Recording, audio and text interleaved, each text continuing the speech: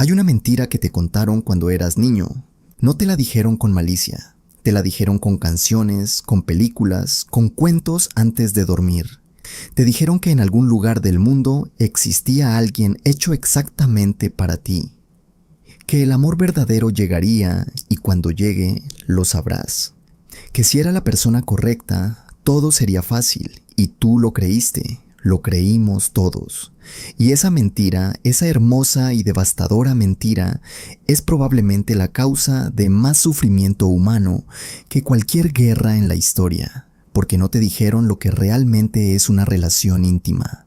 No te dijeron que es el espejo más brutal que jamás tendrás frente a ti, que la persona que amas no va a mostrarte quién eres en tus mejores momentos, va a mostrarte quién eres cuando tienes miedo, cuando estás agotado, cuando no consigues lo que quieres, cuando sientes que no te ven. Eso es lo que una relación íntima hace, te desnuda. Y la mayoría de nosotros pasamos toda la vida intentando escapar de esa desnudez, en lugar de aprender a soportarla. En lugar de aprender que esa desnudez no es una amenaza, es una invitación. Sigmund Freud, hacia el final de su vida, escribió algo que sus colegas encontraron perturbador. Dijo que el ser humano no busca el amor, busca la repetición, que lo que llamamos atracción, ese magnetismo inexplicable hacia ciertas personas, no es otra cosa que el inconsciente reconociendo un patrón familiar, no familiar como cómodo, familiar como conocido, como lo que viste en casa, como lo que aprendiste que era normal cuando tenías 5 años y no sabías que estabas aprendiendo nada. Eso explicaría algo que todos hemos observado y que nadie sabe cómo resolver. ¿Por qué la gente inteligente, consciente, que ha leído todos los libros y ha hecho toda la terapia, sigue eligiendo exactamente al mismo tipo de persona una y otra vez? No es mala suerte, es el inconsciente haciendo su trabajo con una fidelidad que resulta casi admirable y completamente aterradora. Y lo más desconcertante no es que esto ocurra. Lo más desconcertante es que ocurre exactamente porque queremos sanar. El psicólogo Harville Hendrix, creador de la terapia Imago, propuso algo que cambia completamente la forma en que entendemos la atracción romántica. Según Hendrix, el inconsciente busca en la pareja una imagen compuesta de las personas que más nos marcaron en la infancia, no para repetir el daño, sino para intentar resolverlo, para terminar lo que quedó inconcluso, para obtener finalmente la validación, el amor, la presencia que no obtuvimos entonces. La atracción romántica no es aleatoria, es quirúrgica. El inconsciente selecciona con una precisión que la conciencia nunca podría igualar, buscando exactamente la persona que tiene la capacidad de hacernos el daño específico que ya conocemos, pero también, y esto es lo crucial, la capacidad de darnos exactamente lo que nunca tuvimos. El problema es que para llegar a lo segundo, primero hay que atravesar lo primero. Y la mayoría de las personas, cuando sienten el daño conocido, huyen y buscan a otra persona, y el ciclo vuelve a empezar. Pero hay algo más profundo todavía, algo que la psicología moderna está apenas comenzando a articular y que los filósofos estoicos intuían hace 2000 años.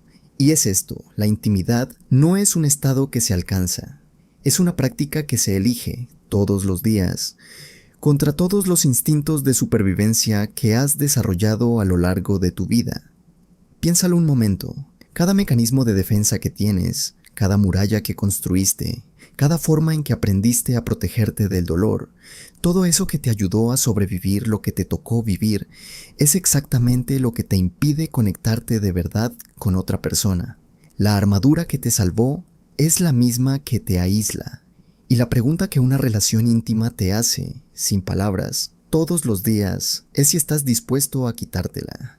No para siempre, no de golpe, sino en pequeños gestos de vulnerabilidad, que se sienten como pequeñas muertes, pero que en realidad son lo más cercano que puedes estar de estar vivo. La investigadora Brené Brown pasó más de una década estudiando la vulnerabilidad humana y llegó a una conclusión que parece obvia, pero que en la práctica casi nadie puede sostener.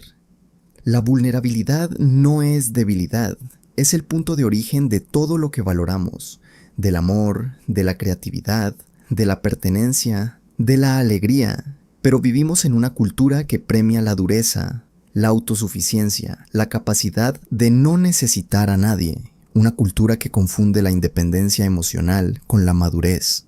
Y así crecemos aprendiendo a minimizar lo que sentimos, a intelectualizar el dolor en lugar de atravesarlo, a construir narrativas racionales sobre por qué no necesitamos lo que en el fondo estamos desesperados por tener. La historia está llena de relaciones que la gente admiró desde afuera, sin entender nada de lo que ocurría adentro. Simone de Beauvoir y Jean-Paul Sartre mantuvieron durante décadas una relación que desafiaba todas las convenciones de su época.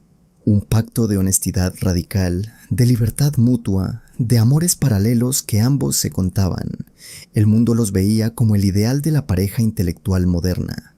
Lo que los biógrafos encontraron después, en las cartas, en los diarios, en los testimonios de quienes los conocían de cerca, era una historia mucho más compleja. Una historia de celos callados, de heridas no dichas, de dos personas extraordinariamente inteligentes que podían articular cualquier teoría filosófica sobre el amor, pero que, como todos los seres humanos, seguían siendo prisioneros de sus propias necesidades no resueltas. No porque fueran hipócritas, sino porque la inteligencia no es inmunidad. Puedes entender perfectamente por qué haces algo y seguir haciéndolo de todos modos. Eso es ser humano. Tolstoy, que escribió algunas de las páginas más profundas sobre el amor que existen en la literatura universal, tuvo un matrimonio de 48 años que sus contemporáneos describían como uno de los más tormentosos que habían visto. Su esposa Sofía copió a mano Guerra y Paz 7 veces completas. Le dio 13 hijos. Administró su vida, sus finanzas, su correspondencia. Y Tolstoy, que escribía sobre la compasión y la espiritualidad con una lucidez extraordinaria, era incapaz de aplicar esa compasión a la mujer que dormía a su lado. Huyó de su casa a los 82 años, en pleno invierno ruso, y murió 10 días después en la estación de un tren pequeño. No hay forma de saber qué buscaba. Quizás ni él lo sabía, pero hay algo en esa imagen, la del genio literario más grande de su época, muriendo solo en una estación de tren, después de huir del único hogar que tenía, que dice algo verdadero y terrible sobre lo que nos hacemos cuando no podemos soportar la intimidad que hemos construido. ¿Cuántas veces has estado en una conversación con alguien que amas y en lugar de escuchar lo que te estaba diciendo, estabas preparando tu respuesta? ¿Cuántas veces confundiste tener razón con sentirte seguro? ¿Cuántas veces elegiste el silencio no porque no tuvieras nada que decir, sino porque decirlo te hacía sentir demasiado expuesto? ¿Cuántas veces interpretaste una pregunta inocente como una acusación, un silencio como un rechazo, una necesidad expresada como una exigencia? ¿Cuántas veces fuiste tan rápido a defenderte que no te quedaste el tiempo suficiente para escuchar? Estas no son preguntas de pareja, son preguntas de identidad. Porque lo que ocurre en una relación íntima no es que dos personas se encuentran, es que dos historias colisionan. Dos sistemas de creencias, dos conjuntos de heridas, dos formas de entender qué significa el peligro, qué significa el amor, qué significa merecer. Y esa colisión puede ser destructiva, puede ser generativa, puede ser ambas cosas al mismo tiempo. Pero nunca, nunca es simple, y cualquiera que te diga que una relación sana es aquella donde no hay conflicto, no ha estado en una relación sana. Ha estado en una relación donde alguien decidió desaparecer para que hubiera paz. El conflicto en una relación íntima no es la señal de que algo está mal, es la señal de que dos personas reales están en contacto. El problema no es el conflicto, el problema es lo que hacemos con él. Si lo usamos como arma, si lo usamos como evidencia de que elegimos mal, si lo enterramos hasta que se pudre y contamina todo desde abajo, o si lo usamos como lo que puede ser cuando se aborda con honestidad y valentía, un mapa de lo que cada uno necesita y no sabe pedir, de lo que cada uno teme y no sabe nombrar, de lo que cada uno lleva dentro y nunca ha mostrado completamente a nadie. El filósofo Martin Buber distinguía entre dos tipos de relaciones, lo que él llamaba la relación yo-ello, donde el otro es un objeto en tu mundo, una función, un rol que cumple ciertas necesidades tuyas, y la relación yo-tú, donde el otro existe en su totalidad, en su alteridad completa, como un misterio que nunca terminas de conocer y que no intentas resolver. Buber decía que los momentos de verdadero encuentro humano, los momentos yo-tú, eran los más raros y los más sagrados de la existencia. Y tenía razón, porque la mayoría del tiempo, incluso con las personas que amamos, las tratamos como objetos en nuestra narrativa, como personajes secundarios en la historia que protagonizamos. Las catalogamos, las reducimos a sus patrones predecibles. Creemos que las conocemos porque podemos anticipar lo que van a decir, y esa anticipación nos impide escucharlas de verdad, hasta que algo, una crisis, una pérdida, un silencio que dura demasiado, nos obliga a verlas como lo que realmente son, otro centro del universo tan complejo y tan solo como nosotros. Ese momento de reconocimiento, cuando dejas de ver a la otra persona como un personaje en tu historia y la ves como el protagonista de la suya propia, con miedos que no tienen que ver contigo, con sueños que existen independientemente de ti, con una profundidad que nunca terminarás de conocer, ese momento es uno de los más desorientadores y uno de los más liberadores que una relación puede producir. El amor romántico, tal como lo concebimos en Occidente, tiene apenas 800 años de historia. Antes del siglo XII, el matrimonio era fundamentalmente un contrato económico y social. La idea de casarse por amor era considerada, en el mejor de los casos, una excentricidad y, en el peor, una locura.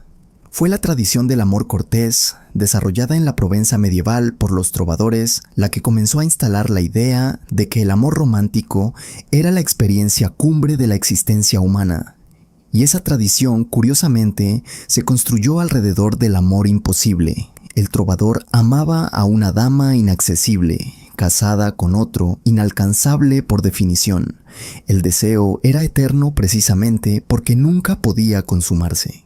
La tensión era el punto, la distancia era la condición. Hay algo profundamente revelador en ese origen. El amor romántico, en su forma fundacional, no estaba pensado para la vida cotidiana. Estaba pensado para la idealización, para el deseo sin las complicaciones de la convivencia, sin el desorden de los cuerpos reales, sin la fricción de dos vidas reales intentando encajar. Y sin embargo, heredamos esa forma de entender el amor y la aplicamos a la institución del matrimonio, que es exactamente lo contrario de lo que los trovadores tenían en mente. Y luego nos preguntamos por qué la pasión se enfría, por qué la intensidad del principio no dura, por qué la persona que nos hacía temblar se convierte con los años en alguien con quien discutimos, por quién lava los platos. La respuesta no es que el amor se acabó, la respuesta es que el amor evolucionó. Y nosotros no teníamos el mapa para ese territorio porque nadie nos enseñó que existía. Nadie nos dijo que después de la fase de enamoramiento, con su química de dopamina y norepinefrina y su distorsión cognitiva perfectamente documentada, viene algo diferente, algo que requiere menos intensidad y más intención, menos mariposas y más decisiones conscientes. No es inferior. Es diferente y en muchos sentidos es más profundo porque no está sostenido por la química, sino por la voluntad. La neurobióloga Helen Fisher, que estudió el amor romántico durante décadas usando resonancia magnética, identificó 3 sistemas cerebrales distintos que se activan en distintas fases de una relación. El deseo, que es fundamentalmente sexual y está gobernado por los andrógenos y los estrógenos. La atracción, esa fase de enamoramiento intenso con su activación de la dopamina y su parecido funcional con la adicción. Y el apego, ese sistema más profundo y más lento, gobernado por la oxitocina y la vasopresina, que genera la sensación de calma, de seguridad, de pertenencia. El problema, dice Fisher, es que en la cultura moderna confundimos constantemente estos 3 sistemas. Confundimos la ausencia de deseo intenso con la ausencia de amor. Confundimos la calma del apego con el aburrimiento y buscamos en otra relación la adrenalina de la atracción, sin entender que lo que estamos abandonando es el sistema más sofisticado y más duradero de los tres. Las relaciones íntimas no son el lugar donde vas a descansar de ser humano, son el lugar donde más plenamente eres humano, con todo lo que eso implica, con la belleza, con el desorden, con el miedo, con la capacidad de hacer daño y de sanar, con la torpeza de querer decir algo importante y no encontrar las palabras, con esos momentos de silencio compartido que no necesitan llenarse de nada porque ya contienen todo. Hay una imagen del filósofo japonés Kenji Watanabe, menos conocido que los grandes nombres de la filosofía occidental, pero no menos lúcido, que describe el amor como dos personas que se sientan juntas frente a la oscuridad, no frente a la luz, frente a la oscuridad. Porque la oscuridad en esta imagen no es el enemigo, es la condición. La existencia es incierta, es temporal, es en última instancia incomprensible, y el amor no resuelve esa incomprensibilidad, no la elimina, simplemente significa que no estás sentado frente a ella solo. Y eso, que parece poco si lo describes así, en la práctica lo cambia todo. No te dijeron la verdad sobre el amor, porque la verdad no cabe en una canción. La verdad es que amar a alguien de verdad es uno de los actos más radicales y más exigentes que un ser humano puede emprender. No porque sea difícil encontrar a alguien, sino porque requiere que te encuentres a ti mismo primero. Y ese encuentro, ese viaje hacia adentro que una relación íntima fuerza si la dejas, no termina nunca.